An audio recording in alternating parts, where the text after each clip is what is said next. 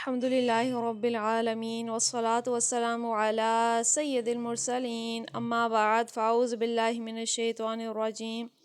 بسم اللہ الرحمن الرحیم ربی شرح لی صدری ویسر لی امری واحلل عقدۃ من لسانی یفقہوا قولی آمین۔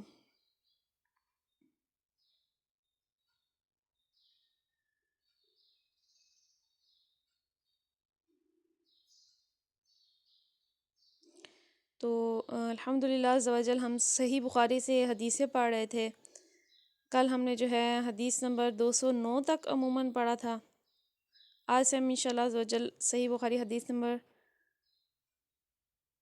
211 سے پڑھیں گے۔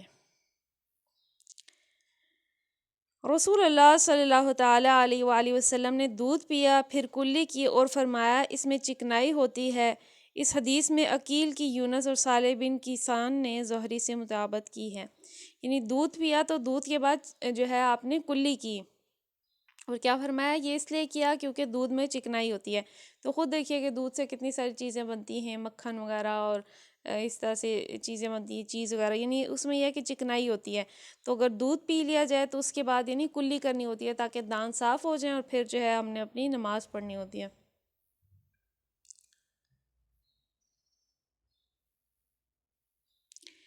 حضرت عائشہ رضی اللہ تعالیٰ عنہا سے حدیث نقل کی گئی ہے، رسول اللہ صلی اللہ تعالیٰ علیہ وآلہ وسلم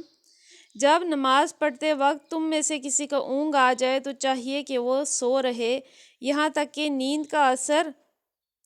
اس سے ختم ہو جائے، اس لیے کہ جب تم میں سے کوئی شخص نماز پڑھنے لگے اور وہ اونگ رہا ہو تو وہ کچھ نہیں جانے گا کہ وہ اللہ تعالیٰ سے مغفرت طلب کر رہا ہے یا اپنے نفس کو بد دعا دے رہا ہے۔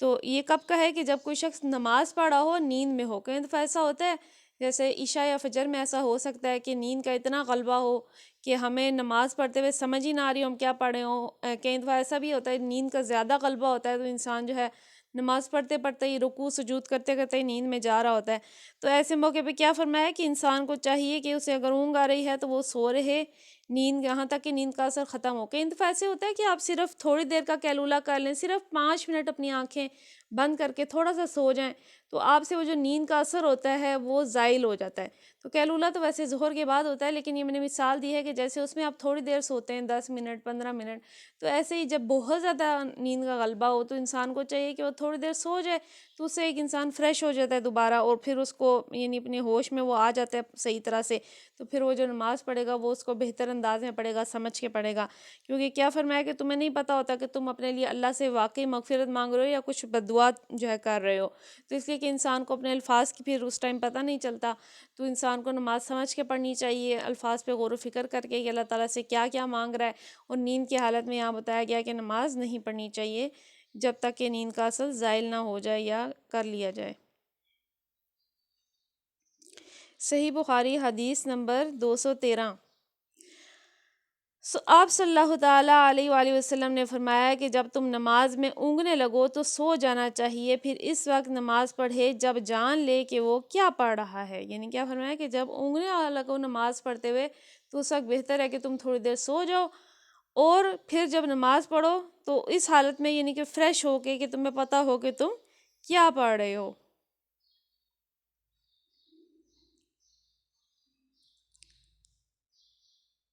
حضرت انس رضی اللہ تعالیٰ عنہ سے روایت ہے، انہوں نے فرمایا کہ رسول اللہ صلی اللہ تعالیٰ علیہ وآلہ وسلم ہر نماز کے لیے نیا وضو فرمایا کرتے تھے۔ میں نے کہا تم لوگ کس طرح کرتے ہو؟ کہنے لگے ہم میں سے ہر ایک کو اس کا وضو اس وقت تک کافی ہوتا ہے جب تک کوئی توڑنے والی چیز پیش نہ آ جائے، یعنی پیشاب پاخانہ نیند وغیرہ۔ تو ان چیزوں سے اگر آپ کو نیند بھی آ گئی ہے وہ تو آپ نے وضو تو اب تازہ کرنا ہے نا دوبارہ سے، اسی طرح سے باقی چیزیں جو ہیں۔ تو کیا فرمایا کہ ہر نماز کے لیے آپ نیا وضو فرمایا کرتے تھے۔ تو جب صحابہ سے پوچھا گیا کہ وہ کس طرح کرتے تو فرمایا گیا کہ ہم میں سے ظاہرہ ضروری تو نہیں ہوتا آپ ایک وضو سے ملٹیپل نمازیں بھی پڑھ سکتے ہیں جب تک کہ وضو ٹوٹنے والا عمل نہ ہو جائے۔ تو فرمایا کہ ہم جو ہے ایک ہی وضو سے ملٹیپل نمازیں پڑھتے تھے، لیکن سنت طریقہ دیکھیے کیا ہے کہ رسول اللہ ہر نماز کے لیے نیا وضو کرتے تھے۔ تو بہتر اور افضل کیا ہے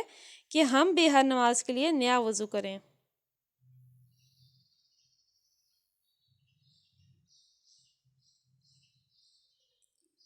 صحیح بخاری حدیث نمبر 215۔ ہم خیبر والحصار رسول اللہ صلی اللہ تعالیٰ علیہ وآلہ وسلم کے ہمراہ جب صبح میں پہنچے تو رسول اللہ صلی اللہ تعالیٰ علیہ وآلہ وسلم نے ہمیں عصر کی نماز پڑھائی۔ جب نماز پڑھ چکے تو آپ صلی اللہ تعالیٰ علیہ وآلہ وسلم نے کھانے منگوائے، مگر کھانے میں صرف ستو ہی لایا گیا، سو ہم نے اسی کو کھایا اور پیا۔ پھر رسول اللہ صلی اللہ تعالیٰ علیہ وآلہ وسلم مغرب کی نماز کے لیے کھڑے ہو گئے تو آپ صلی اللہ تعالیٰ علیہ وآلہ وسلم نے کلی کی، پھر ہمیں مغرب کی نماز پڑھائی اور نیا وضو نہیں کیا۔ تو ستو کھانے سے یہ وضو نہیں جاتا، صرف کلی کر لیں، دانتوں میں جو بھی کیا ہے وہ یعنی نکل جائے، دانت صاف ہو جائیں تو پھر آپ نماز پڑھ سکتے ہیں۔ دوسرا یہ کہ یہ خیبر کے موقع کا واقعہ ہے۔ تو خیبر کا عظیم معرکہ تھا، اسلام کا ایک عظیم معرکہ تھا جس میں یہودیوں کا جو قلعہ تھا خیبر کا وہ فتح کیا گیا تھا، اور اس کا جو دروازہ تھا وہ حضرت علی نے یعنی جو اکھاڑ کے نہیں پھینکا تھا، جس کو یعنی کئی لوگ مل کے بھی نہیں اس کو بعد میں ہلا پائے۔ تو یہ واقعہ بھی آگے انشاءاللہ حدیثوں میں بھی ہو سکتا ہے، ڈیٹیل میں قرآن میں بھی تذکرہ ہوگا، تو اس کو ہم ڈیٹیل میں پڑھیں گے کون سا غزوہ تھا، کیا ہوا تھا، البتہ یہ وہاں کا ایک واقعہ ذکر کیا گیا ہے۔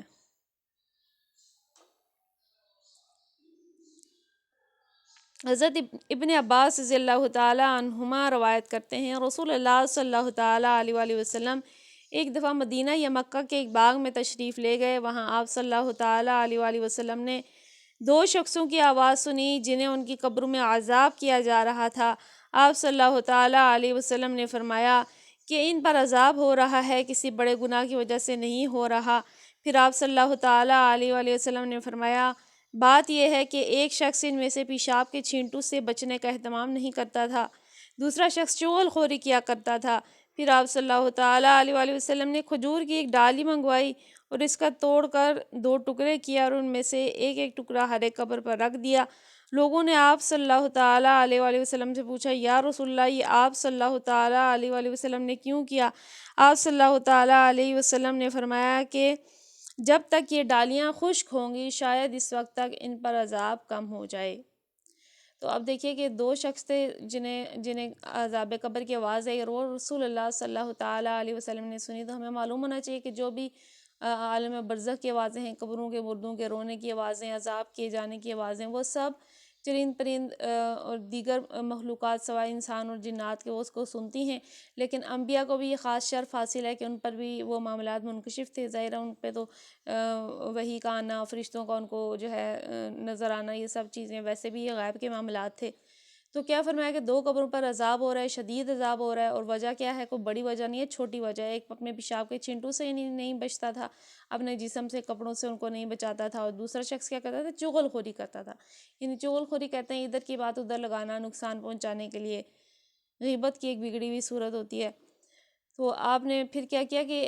ایک ٹہنی منگا کے دونوں پہ رکھی، تو ٹہنی کے حوالے سے یا کوئی پتیاں جیسے پھولوں کی ڈالی جاتی ہیں اس حوالے سے فرمایا جاتا ہے کہ جب تک وہ تر رہتی ہیں تو وہ اللہ کی تسبیح بیان کرتی ہیں، یعنی ہر تر چیز جو ہے درخت ہو گیا، پودا ہو گیا، ہر چیز اللہ کی تسبیح بیان کرتی ہے۔ تو ٹہنیوں کے بارے میں کیا فرمایا کہ جب تک ہری رہیں گی ظاہر ہے وہ اللہ کا ذکر کریں گے، اسے تسکین نازل ہوگی، تو ہو سکتا ہے تب تک ان قبر والوں پہ عذاب میں کچھ کمی کی جائے، تو اس وجہ سے آپ نے وہاں پہ ٹہنیاں رکھ دیں۔ آئیے ہم اپنی تفسیر پڑھتے ہیں۔ سورہ بقرہ آیت نمبر 194۔ اعوذ باللہ من الشیطان الرجیم، بسم اللہ الرحمن الرحیم۔ الشہر الحرام بالشہر الحرام والحرمات قصاص فمن اعتدى عليكم فاعتدوا عليه بمثل ما اعتدى عليكم واتقوا الله واعلموا ان الله مع المتقين۔ الشہر الحرام حرمت والا مہینہ، بالشہر الحرامی بدلہ حرمت والا مہینہ، وحرمات اور حرمتیں، قصاص قصاص، فمن پس جس اعتدى زیادتی کی، علیکم تم پر، فاعتدوا تم زیادتی کرو، علیہ اس پر، بمثلی جیسی، ما اعتدى اس نے زیادتی کی، علیکم تم پر، واتقوا اور تم ڈرو، اللہ اللہ سے، وعلموا اور جان لو کہ ان اللہ بے شک اللہ، مع المتقین پرہیزگاروں کے ساتھ ہے۔ ماہ حرام کا بدلہ ماہ حرام ہی ہے، اور تمام حرمتوں کا لحاظ برابری کے ساتھ ہوگا، لہٰذا جو تم پر دست درازی کرے تم بھی اس طرح اس پر دست درازی کرو۔ البتہ اللہ سے ڈرتے رہو، یہ جان رکھو کہ اللہ انہی لوگوں کے ساتھ ہے جو اس کی حدود توڑنے سے پرہیز کرتے ہیں۔ تو دیکھیں کہ یہ حرمت والے مہینے، ان کی حرمت کو قائم کرنا، ان کی تعظیم کرنا، یہ اللہ تعالیٰ کی قائم کی ہوئی حد ہے۔ حرمت والے مہینے میں اس نے جو ہے کسی بھی طرح کے لڑائی جھگڑے، جنگ، جہاد، ہر چیز کو منع فرمایا تھا، لیکن اس میں پھر کیا فرمایا کہ اگر وہ تم پر دست درازی کرنے آ جائیں، تمہارے خلاف جتھے بنا کر لڑنے کے لیے آ جائیں، تو تم نے کیا کرنا ہے کہ تم نے بھی ان سے لڑنا ہے، لیکن اللہ سے ڈرتے رہنا ہے، اور پھر یاد رکھنا ہے کہ اللہ انہی لوگوں کے ساتھ ہے کہ جو اس کی جو حدود ہیں ان کو قائم رکھتے ہیں، یعنی ان کو توڑتے نہیں ہیں۔ اہل عرب میں حضرت ابراہیم علیہ السلام کے وقت سے یہ قاعدہ چلا آ رہا تھا کہ ذی القعد، ذی الحج اور محرم کے 3 مہینے حج کے لیے مختص تھے، جبکہ رجب کا مہینہ عمرے کے لیے خاص کیا گیا تھا۔ ان 4 مہینوں میں جنگ اور قتل و غارت گری ممنوع تھی تاکہ زائرین کعبہ امن و امان کے ساتھ خدا کے گھر تک جائیں اور اپنے گھروں کو واپس ہو سکیں۔ اس بنا پر ان مہینوں کو حرام مہینے کہا جا رہا ہے، یعنی حرمت والے مہینے، یعنی ان میں کیا حرام ہے؟ جنگ، قتل و غارت، کسی بھی طرح کا جو ہے لڑائی فساد، یہ سب چیزیں ان میں منع ہیں۔ کیونکہ پہلے سے بھی یہ مقرر مقامات پہ یہ حج و عمرے کے لیے دیگر مقامات سے لوگ آتے تھے۔ ظاہر اس گھر کی حرمت تو دیکھیے قدیم ہے نا، حرمت تو اس کی حضرت آدم علیہ السلام کے دور سے، اور پھر جب دوبارہ تعمیر کی گئی حضرت اسماعیل علیہ السلام اور ان کے والد حضرت ابراہیم علیہ السلام نے، تو تعظیم تو تھی اس گھر کی، ایک دین کی بگڑی ہوئی صورت تو تھی۔ وہ الگ بات تھی کہ لوگوں نے وہاں پہ بت لگا لیے تھے، یا وہ ننگے ہو کر طواف کرتے تھے، یا وہ وہاں تالیاں بجاتے تھے اور تمام جاہلانہ کام کرتے تھے، لیکن یہ معلوم تھا کہ اس گھر میں کچھ نہ کچھ تو ہے۔ تو یعنی علم جو ہے وہ وقت کے ساتھ ساتھ اتنا ہی رہ جاتا ہے۔ البتہ یہ کہ وہ حرمت والے مہینوں میں ان کا وہ ادب کرتے تھے۔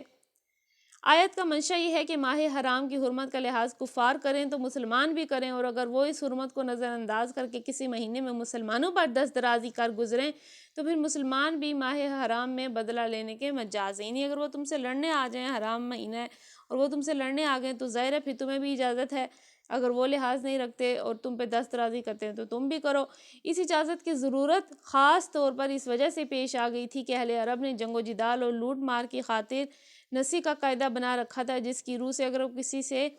انتقام لینے کے لیے یا غارت گری کرنے کے لیے جنگ چھیڑنا چاہتے تھے تو کسی حرام مہینے میں اس پر چھاپا مار دیتے، اور اس مہینے کی جگہ دوسرے مہینے کو حرام کر کے گویا اس حرمت کا بدلہ پورا کر دیتے تھے۔ یعنی ایسا کرتے تھے کہ کہتے تھے کہ ہم نے اس مہینے تو لڑنا ہے ان سے، تو اس مہینے ہم لڑ لیتے ہیں، ہم ایسا کریں گے کہ جو ہے کوئی اور مہینہ ہے، جیسے محرم میں لڑ لیا، لیکن اب سفر کا مہینہ تو حرمت والا نہیں ہے، لیکن کیا کیا کہ ہم سفر میں حرمت کر لیں، یعنی اس طرح سے وہ خود سے اپنے پاس سے کہتے تھے کہ چلو حرمت پوری ہو جائے گی۔ تو اس بنا پر مسلمانوں کے سامنے یہ سوال پیدا ہوا کہ اگر کفار اپنے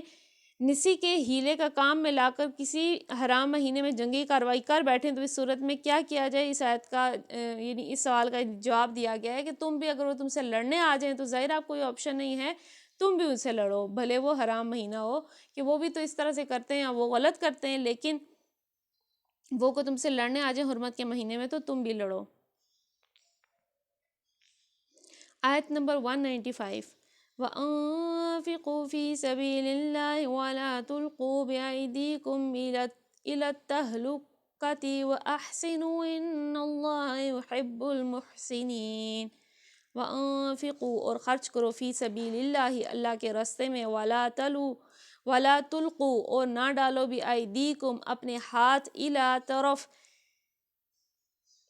طرف التہلکہ، ہلاکت، و احسنوا، اور نیکی کرو، ان اللہ، بے شک اللہ، یحب المحسنین، دوست رکھتا ہے نیکی کرنے والوں کو۔ اللہ کی راہ میں خرچ کرو اور اپنے آپ کو ہلاکت میں نہ ڈالو، اور احسان کا طریقہ اختیار کرو کہ اللہ محسنوں کو پسند کرتا ہے۔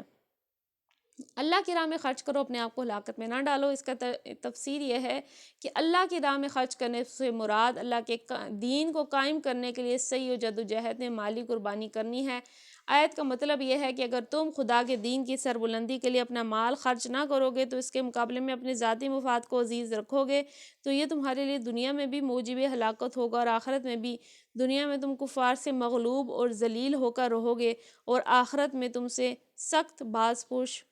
باز پرس ہوگی۔ تو اب کیا فرمایا کہ اس آیت میں حکم دیا گیا کہ اللہ کی راہ میں خرچ کرو، یعنی اللہ کے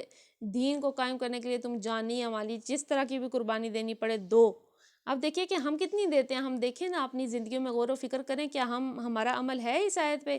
کہ ہم اللہ کی راہ میں خرچ کرتے ہیں، اللہ کے دین کی خاطر کیا ہم خرچ کرتے ہیں؟ کیا کبھی مسجدوں میں یا کہیں دین کے کسی معاملے کے لیے مانگا جاتا ہے تو کیا ہم وہاں دیتے ہیں؟ تو یہ ہمیں خود اپنے پہ غور و فکر کرنا ہے۔ اور کیا فرمایا کہ اپنے آپ کو ہلاکت میں نہ ڈالو، یعنی کہ اگر یہ کہ تم اپنے مفاد کو آگے رکھو گے، دین کے مفاد کو پیچھے رکھو گے، جیسے کہ ہمارے ہاں کیا جاتا ہے۔ آپ بتائیے کہ کون سا معاملہ ہے انڈیویجول لیول سے دل لے کے گورنمنٹ لیول تک آپ چلے جائیں، اوپر تک سود کی جو ہے لین دین اور ہر چیز کے معاملے میں کس چیز کا مقدم رکھا جاتا ہے؟ اپنے ذاتی مفاد کو یا اپنے ملک کے مفاد کو مقدم رکھا جاتا ہے؟ دین کے مفاد کو یا دین کی کوئی بات ہو تو اس کو پیچھے رکھا جاتا ہے؟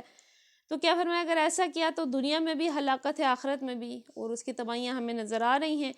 اور فرمایا کہ دنیا میں تم کفار سے مغلوب اور ذلیل رہو گے۔ تو اب دیکھیں کہ وجہ یہی ہے، آج ہم دنیا میں مغلوب ہیں، ذلیل ہیں مسلمان۔ وجہ کیا ہے؟ کہ انہوں نے اللہ کے دین پہ خرچ کرنا، اللہ کے دین کی خاطر قربانیاں دینا، اپنے ذاتی مفاد کو پیچھے رکھنا چھوڑ دیا۔ اور فرمایا صرف یہی نہیں بلکہ آخرت میں بھی اللہ تم سے سخت، یعنی اس کی پوچھ فرمائے گا۔ اور آگے کیا فرمایا؟ احسان کا طریقہ کرو۔ اس کا کیا معنی ہے؟ احسان کا لفظ حسن سے نکلا ہے، جس کے معنی کسی کام کو خوبی کے ساتھ ادا کرنے کے ہیں۔ عمل کی ایک وجہ یہ ہے کہ آدمی کے ثبوت جو خدمت ہے اسے بس کر دے، اور دوسرا درجہ یہ ہے کہ اسے خوبی کے ساتھ کرے۔ یعنی کیا ہے کہ عمل دو درجے کا ہوتا ہے۔ ایک عمل تو ہوتا ہے کہ بس جو بھی کوئی کام ہے وہ آپ نے کر دیا، دوسرا ہوتا ہے اسے خوبی کے ساتھ کرنا، احسان کے ساتھ کرنا، اچھی طرح سے کرنا، اپنی پوری قابلیت اور تمام تر وسائل اس میں صرف کر دے اور دل و جان سے اس کی تکمیل کی کوشش کرے۔ پہلا درجہ محض طاعت کا ہے، یعنی جیسے نماز میں دیکھیے کہ نماز میں اگر کوئی صرف طاعت کے درجے تک کرے تو وہ کیا کرے گا؟ بس جب وقت ہوگا آخری وقت میں وہ جلدی جلدی اٹھے گا، وضو کرے گا اور بس جلدی سے جو ہے 2 سجدے دے کے بس اپنے کاموں میں واپس ہو جائے گا۔ تو اس نے اطاعت تو کی ہے، یعنی اس حد تک کہ وہ نماز ادا تو کر رہا ہے، فرض ادا تو کر رہا ہے، لیکن کیا یہ کافی؟ اللہ تعالیٰ نے تو احسان کرنے کو کہا ہے، یعنی کسی کام کو خوبی کے ساتھ کرنے کا کہا ہے، جس کے لیے صرف تقویٰ اور خوف کافی ہو جاتا ہے۔ دوسرا درجہ احسان کا ہے جس کے معنی ہے محبت اور گہرا قلبی لگاؤ درکار ہوتا ہے، یعنی کہ دوسرا جو درجہ احسان والا وہ کیا ہے کہ اللہ تعالیٰ سے یعنی محبت، گہراؤ، قلبی لگاؤ کے ساتھ یعنی کوئی بھی عمل کرنا۔ تو جیسے میں نے نماز کی مثال دی، دو یعنی ہیں طرح کا، ایک ہے کہ جسٹ اطاعت کی حد تک ہے کہ آپ نے پڑھ لی ہے، لیکن دوسرا ہے احسان کا درجہ ہے کہ محبت سے، قلبی لگاؤ سے، خشوع و خضوع سے ہم نماز پڑھیں، تو وہ اس میں آ جاتا ہے۔ اور آگے الحمدللہ حج کے احکام شروع ہو رہے ہیں ابھی، جیسے اللہ کی رحمت سے حج کا ہی مہینہ ہے، حج ہونا بھی ہے اس سال، جو ہے جمعے کے روز حج ہونا، حج اکبر ہے۔ ابھی ہم میں عظیم ذی الحجہ کے 10 دن جا رہے ہیں، جو کہ نہایت اللہ تعالیٰ کے یہاں جو ہے تمام دنوں سے افضل دن ہے۔ تو آئیے ان حج کے احکام کو ہم پڑھتے ہیں۔ آیت نمبر 196، وَأَتِمُّوا الْحَجَّ وَالْعُمْرَةَ لِلَّهِ فَإِنْ أُحْصِرْتُمْ فَمَا اسْتَيْسَرَ مِنَ الْهَدْيِ وَلَا تَحْلِقُوا رُؤُوسَكُمْ حَتَّى يَبْلُغَ الْهُدْيَ مَحِلَّهُ فَمَنْ كَانَ مِنْكُمْ مَرِيضًا أَوْ بِهِ أَذًى مِنْ رَأْسِهِ فَفِدْيَةٌ من صيام أو صدقة أو نسك فإذا أمنتم فمن تمتع بالعمرة إلى الحج فما استيسر من الهدي فمن لم يجد فصيام 3 أيام في الحج و7 إذا رجعتم تلك 10 كاملة ذلك لمن لم يكن أهله حاضر المسجد الحرام واتقوا الله واعلموا أن الله شديد العقاب۔ وَأَتِمُّوا اور پورا کرو الحج حج کو، والعمرۃ اور عمرے کو، للہ اللہ کے لیے، فَإِن پھر اگر تم روک دیے جاؤ، فَمَسْتَيْسَرَ میسر آئے، من الہدی قربانی، وَلَا تَحْلِقُوا منڈاؤ، رؤوسکم اپنے سر، حتیٰ یہاں تک کہ یبلغ پہنچ جائے الہدی قربانی محلہ اپنی جگہ فمن پس جو کانا منکم ہو تم میں سے مریدن بیمار او بھی یا اس کے اذن تکلیف ہو من رأسی اس کے سر میں ففدیتن تو وہ فدیہ دے میں سیامی روزے سے او صدقات یا صدقے سے او نسکی یا قربانی سے فائزہ پھر جب تم امن میں ہو فما تو جو تمتع فائدہ اٹھاؤ بالعمرتی ساتھ عمرے کے الحجی حج کے فمن تو جو استیسر میسر ہے من الہدی قربانی سے فمن پھر جو لم یجد نہ پائے فصیام تو روزے رکھے 3 ایام دن فی الحجی حج میں وسبعتی اور 7 اذا رجعتم جب تم واپس آ جاؤ تلک عشرۃ یہ 10 دن کاملۃ پورے کرو ذالک لمن یہ ہے اس کے لیے جو لم یکن نہ ہو اہلہ اس کے گھر والے حاضری موجود المسجد الحرام مسجد حرام کے واتقوا ڈرو اللہ سے وعلموا ان اللہ شدید العقاب اور جان رکھو کہ اللہ شدید عذاب دینے والا ہے۔ اللہ کی خوشنودی کے لیے جب حج اور عمرے کی نیت کرو تو اسے پورا کرو اور اگر کہیں گر جاؤ تو جو قربانی میسر آئے اللہ کی جناب میں پیش کرو اور اپنے سر نہ مونڈو جب تک کہ قربانی اپنی جگہ نہ پہنچ جائے، مگر جو شخص مریض ہو یا جس کے سر میں کوئی تکلیف ہو اس بنا پر اپنا سر مونڈوا لے تو اسے چاہیے کہ فدیے کے طور پر روزے رکھے یا صدقہ دے یا قربانی کرے۔ پھر اگر تمہیں امن نصیب ہو جائے جب تم حج سے پہلے مکہ پہنچ جاؤ تو جو شخص تم میں سے حج کا زمانہ آنے تک عمرے کا فائدہ اٹھائے وہ حسب مقدور قربانی کرے، اور قربانی میسر نہ ہو تو 3 دن حج کے روزے رکھے اور 7 گھر پہنچ کر اس طرح پورے 10 روزے رکھ لے۔ یہ رعایت ان لوگوں کے لیے ہے جن کے گھر بار مسجد حرام کے قریب نہ ہو، اور اللہ کے ان احکام کی خلاف ورزی سے بچو، جان رکھو کہ اللہ سخت سزا دینے والا ہے۔ تو اب دیکھیے کہ حج کے احکام میں الحمدللہ حج میں وہی ہوتا ہے کہ آپ نے مینا میں جاتے ہیں، وہاں سے عرفات میں، وہاں سے مزدلفہ میں،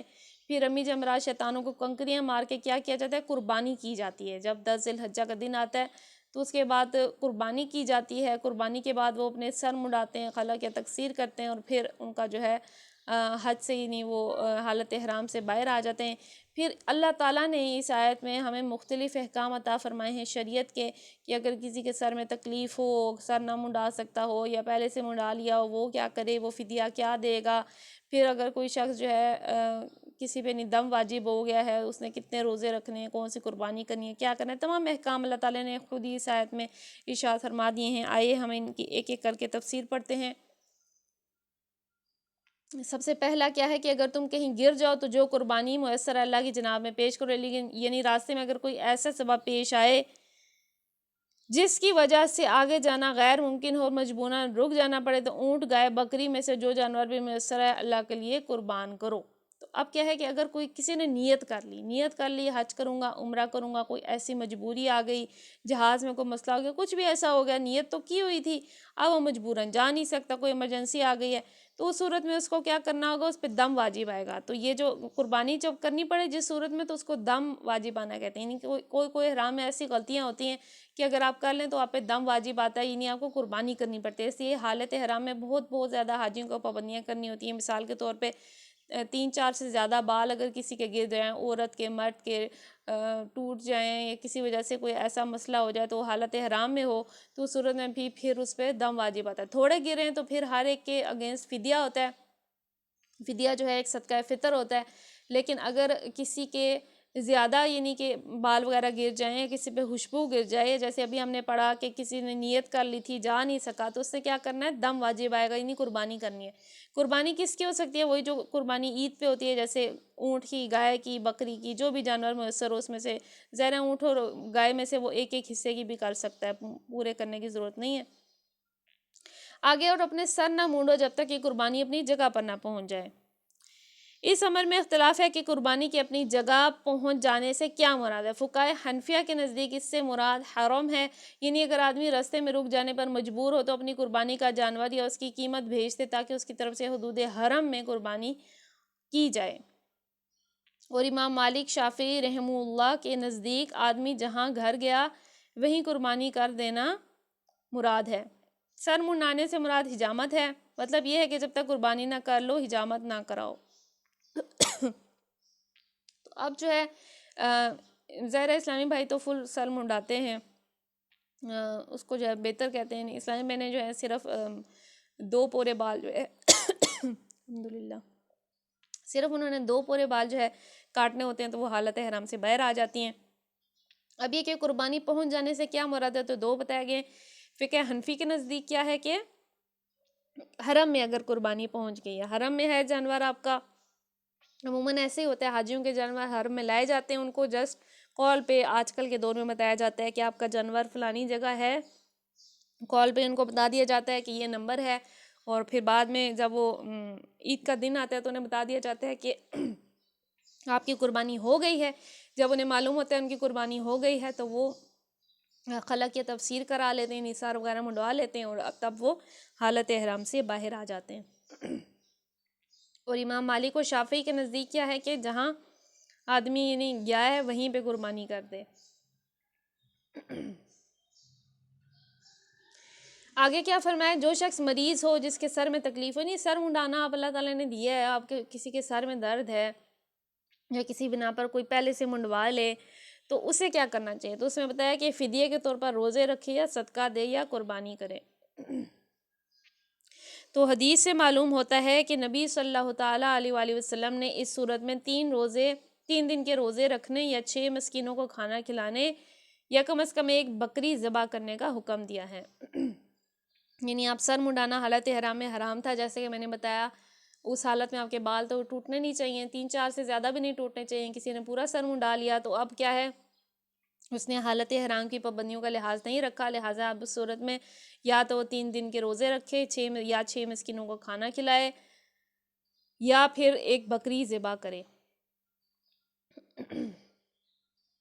تو یہ اس کے احکام ہیں۔ اس کے بعد فرمایا اگر تمہیں امن نصیب ہو جائے، یعنی وہ سبب دور پڑ جائے جس کی وجہ سے مجبوراً تمہیں راستے میں رک جانا پڑا، چونکہ زمانے میں حج کا راستہ بند ہو جانے اور حاجیوں کے رک جانے کی وجہ سے زیادہ تر دشمن اسلام قبیلوں کی مزاحمت ہی تھی، اس لیے اللہ تعالیٰ نے اوپر کی آیت میں گھر جانے اور اس کے بالمقابل یہاں امن نصیب ہو جانے کے الفاظ استعمال کیے ہیں۔ لیکن جس طرح گھر جانے کے مفہوم ہے اور دشمن کی مزاحمت کے علاوہ دوسرے تمام موانع، اسی طرح امن نصیب ہو جانے کا مفہوم بھی ہے، اور ہر موانع مزاحم چیز کے دور ہو جانے پر حاوی ہے۔ تو ہو سکتا ہے آج کل کے دور میں بھی ہو سکتا ہے کہ کسی وجہ سے احرام کی نیت کر لی اور حج عمرہ نہیں کر سکے کہ یہ بغیر ہی واپس آ گئے، تو یا جیسے مسلمانوں کو ہوتا تھا کہ کفار روک دیتے تھے، تو پھر اس میں بتایا جا رہا ہے کہ اگر جو ہے امن تمہیں نصیب ہو جائے تو اس صورت میں کیا کرنا ہے، تو پھر کیا کرنا ہے، پھر اگر تمہیں امن نصیب ہو جائے تو حج سے پہلے مکہ پہنچ جاؤ، اور پھر جو شخص قربانی کا حج کا زمانہ آئے تو عمرے کا فائدہ اٹھائے اور وہ حسب قدر قربانی کر دے، قربانی میسر نہ ہو تو 3 دن حج کے زمانے میں روزے رکھے اور 7 دن گھر پہنچ کر، یعنی ٹوٹل 10 روزے رکھنے ہوتے ہیں، اور یہ رعایت ان لوگوں کے لیے جن کے گھر بار مسجد حرام کے قریب نہ ہوں۔ عرب جاہلیت میں یہ خیال کیا کرتا تھا کہ ایک ہی سفر میں حج اور عمرہ دونوں ادا کرنا گناہ عظیم ہے، یعنی یہ کنفیوژن تھی لوگوں کو، ان کی خود ساختہ شریعت میں عمرے کے لیے الگ اور حج کے لیے الگ سفر کرنا ضروری تھا۔ وہ یہ کہتے تھے اگر حج کی نیت سے جا رہے ہیں تو بس حج ہو سکتا ہے، عمرے کی نیت سے جا رہے ہیں تو عمرہ ہو سکتا ہے، یہ جو ہے ان کا خیال جو ہے یہ غلط تھا۔ اللہ تعالیٰ نے اس قید کو اڑا دیا اور باہر سے آنے جانے والوں کے ساتھ یہ رعایت فرمائی کہ ایک اس سفر میں حج و عمرہ دونوں کر لیں۔ البتہ جو لوگ مکے کے آس پاس میقاتوں کی حدود میں رہتے ہیں انہیں اس رعایت سے مستثنیٰ کر دیا، کیونکہ ان کے لیے عمرے کا سفر الگ اور حج کا سفر الگ کرنا کچھ مشکل نہیں۔ حج کا زمانہ آنے تک عمرے کا فائدہ اٹھانے سے مراد یہ ہے کہ آدمی عمرہ کر کے احرام کھول لے، ان پابندیوں سے آزاد ہو جائے جو حالت احرام کی حالت میں لگائی گئی۔ جب حج کے دن آئے تو اثر نو احرام باندھ لیا۔ تو اب ہوتا کیا، لوگ دور دور سے آتے تھے سفر کے لیے، حالت احرام میں آتے تھے، اب ان کے ہاں کیا کنڈیشن تھی کہ عمرہ تو کر نہیں سکتے، حج کے دن آئیں گے تو حج ہی کرے گا، وہ جتنے دن بھی وہاں رہ رہے 10 دن 15 دن، اب وہ بے جا کی احرام کی پابندیوں میں۔ احرام میں بہت ساری پابندیاں ہوتی ہیں، آپ میں سے اگر کوئی عمرے پہ گیا ہے تو انہوں نے پڑھی ہوں گی، حج پہ گیا ہے تو زیادہ ڈیٹیل میں پڑھی ہوں گی کہ اس میں جیسے میں نے بتایا بال نہیں ٹوٹنے چاہیے، اسی طرح سے آپ کا خوشبو نہیں لگانی ہوتی، آپ نے سر پہ کوئی چیز نہیں اٹھانی ہوتی، چہرے پہ کوئی چیز نہیں لگنی چاہیے، کافی ساری پابندیاں ہیں جن کا ظاہر ہے، اور مردوں کے لیے جیسے ہے کہ 2 چادروں میں ہی انہوں نے رہنا ہے، تو ان پابندیوں کے ساتھ رہنا ظاہر اتنا آسان نہیں ہے، تو اگر کوئی باہر کا مسافر ہو، اس کو 10-15 دن وہاں رہنا پڑ جائے اور وہ حالت احرام میں، تو اس کو بڑی آزمائش ہو جائے گی۔ تو اللہ تعالیٰ نے باہر کے لوگوں کے لیے پابندی اڑا دی، جیسے کہ اب الحمدللہ حاجی جاتے ہیں، پہلے دن عمرے کا احرام باندھ کے جاتے ہیں، عمرہ ادا کیا، احرام کھول دیا، پھر وہاں وہ آسانی سے روزانہ کی نمازیں پڑھتے ہیں، مدینے جاتے ہیں، مدینے سے آتے ہوئے جعرانہ سے کے مقام سے جیسے دوبارہ عمرے کا احرام باندھ لیتے ہیں، عمرہ کر کے پھر کھول دیتے ہیں، پھر جب کہ حج کے دن آ جاتے ہیں، 8ویں ذی الحجہ آ جاتی ہے، تب احرام باندھتے ہیں۔ پھر وہاں سے وہ حج کے 5 دن، 8ویں، 9ویں، 10ویں، 11ویں، ان 3 دن تک، یعنی 10ویں پہ کھول دیتے ہیں۔ 10ویں کو جب ان کی قربانی ہو جاتی ہے، جیسے کہ ہم نے اس آیت میں پڑھا، ان کو خبر دی جاتی ہے آپ کی قربانی ہو گئی ہے، اپنا احرام کھول دیں، حاجی احرام کی حالت سے باہر آ جاتے ہیں، پھر اپنا جو ہے جا کے طواف وغیرہ ادا کر کے پھر واپس مینا آ جاتے ہیں۔ تو یہ وہ حج کا طریقہ ہے، اللہ تعالیٰ نے اس کے کام خود ہی عطا فرمائے ہیں شریعت میں ڈیٹیل سے، پھر جو بھی اس میں آگے پیچھے کی کمی بیشی تھی، جو سمجھ آنے میں کوئی کوتاہی تھی، وہ جو ہے رسول اللہ صلی اللہ تعالیٰ علیہ وسلم کی حدیثوں سے اور آپ کی تعلیمات سے کلیئر ہو گئی۔ آگے بھی ہمارے الحمدللہ حج کے ہی احکام چلیں گے، ان کو ہم پڑھیں گے۔ اللہ تعالیٰ کا کرم ہے ہم پہ بھی، خاص کے دیکھیے کہ خاص حج کے دنوں میں یہ احکام آئے ہیں۔ اللہ تعالیٰ آپ کو، مجھے وہ مبارک سفر نصیب کرے، ہم سب کے لیے اسباب پیدا فرمائے کہ ہم بھی بار بار حج و عمرے کی سعادت پا سکیں۔ اللہ تعالیٰ جو اس سال حج کرنے گئے ہیں ان کے سفر میں آسانیاں فرمائے، اللہ تعالیٰ ان کے حج کو قبول فرمائے اور ان کے صدقے میں ہم سب کی بھی بخشش و مغفرت فرما دے۔ اللہ تعالیٰ ہمیں ان 10 دنوں کی خصوصی برکتیں عطا فرمائے، ان میں زیادہ سے زیادہ اپنا ذکر کرنے، تسبیح کرنے کی توفیق عطا فرمائے، زیادہ سے زیادہ قرآن سے جڑ جانے کی توفیق نصیب فرمائے۔ اللہ تعالیٰ ہمیں غفلت سے بچائے، ہمیں غفلتوں سے نکال کے ہمیں سیدھے راستے کی ہدایت عطا فرمائے۔ آمین بجاہ النبی الامین صلی اللہ تعالیٰ علیہ وآلہ وسلم۔ الصلاۃ والسلام علیک یا رسول اللہ وعلی آلک واصحابک یا حبیب اللہ۔ سبحانک اللہم وبحمدک لا الہ الا انت استغفرک واتوب الیک۔ بسم اللہ الرحمن الرحیم وصلی اللہ علی محمد صلی اللہ تعالیٰ علیہ وآلہ وسلم۔ السلام علیکم ورحمۃ اللہ وبرکاتہ۔